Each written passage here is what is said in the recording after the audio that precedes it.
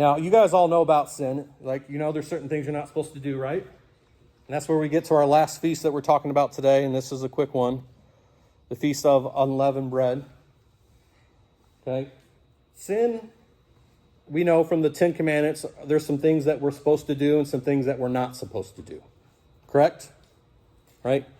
And we've taught a little bit before about how we're supposed to handle sin. So some sin comes from the outside. It's like things you do. It's things other people do. But there's another sin that comes on the inside. You were born a sinner. And what Jesus did when he died on the cross was he took that sin and he buried it. Your sin and my sin. So we got this Feast of Unleavened Bread. We just played a game, right? I thought it was a pretty fun game. I enjoyed watching you guys do that. Me and Kristen had fun hiding the leaven. So I'll tell you, that represented the bread. That represented the yeast. What happens to yeast when it gets into some bread? It spreads. And it rises and it grows. All right?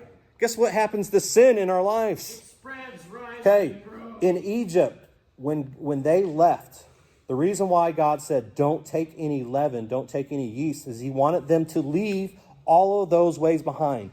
Don't bring the idols with you. Don't bring the ways of Egypt. Leave it all behind. Don't bring the bread that you made in Egypt with you. We're leaving everything in Egypt behind. That was the example that Jesus was giving us when he said, don't bring leavened bread. Okay, and that's why he told them to keep practicing this tradition. Every year, we're going to practice leaving all of our sin behind. But, of course, the Israelites weren't perfect, just like we're not. They started worshiping idols, didn't they?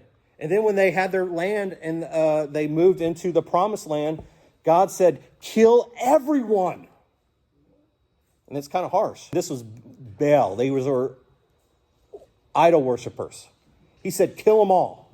And people are like, whoa, that's horrible. And they didn't. They kept some of the women and children as slaves. You say, well, that's horrible too. Well, yeah, okay, that's horrible too. All right? But then what happened? That leaven, that sin that was left, spread. And give it a couple generations later, guess what they're all doing again? Worshiping idols. All right? The reason why when we played that game, you couldn't touch those pieces of paper is because we were pretending that they were sin. That was leaven. And the sin that you bump into in your life, the little things that you do that you know are sinful, the sin that is in other people's lives that are around you, it creeps into our lives. It just creeps, doesn't it? You try to clean the closet, and that's what they do in Israel when they do this feast. They go and clean the whole house out of leaven. But are we ever going to be able to completely clear our house of that leaven? No, we're not. And that's why we needed Jesus.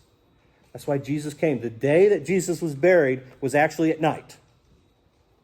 And that night was the start of the new day. That was the start of the Unleavened Festival. That's when they got rid of all the leaven in their house. They're getting rid of all the sin because Jesus was going to come in 1,000 years and he's going to do the same thing.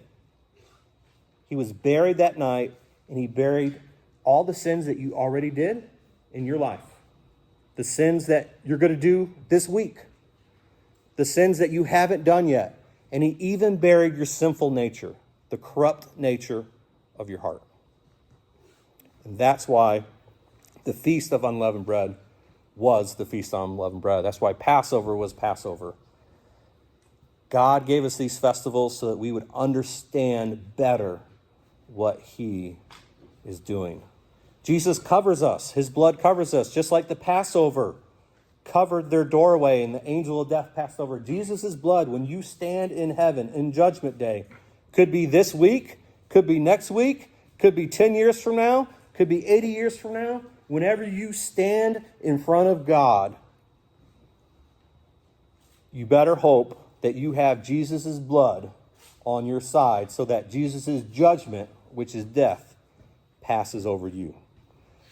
And God wants you to live free now. Just like he freed the Israelites, we just went outside and we burned. Burned and buried, same thing. We buried that sin. Jesus has buried your sin. He doesn't want you to live as a slave. He doesn't want you to live with shame. He wants you to draw in closer to him and say, I've already taken care of that leaven. I've already destroyed it. I've burned it. I've killed it. All I see when I look at you is my son and my daughter. So, as we look at the feast, I hope you feel what I feel, which is that Jesus has been there from the very beginning. He'll be there to the very end. And he had you in mind thousands of years ago when these crazy little festivals were happening out in some deserts. Today, when we break into our breakout groups, each group is going to get to try a little bit of unleavened bread.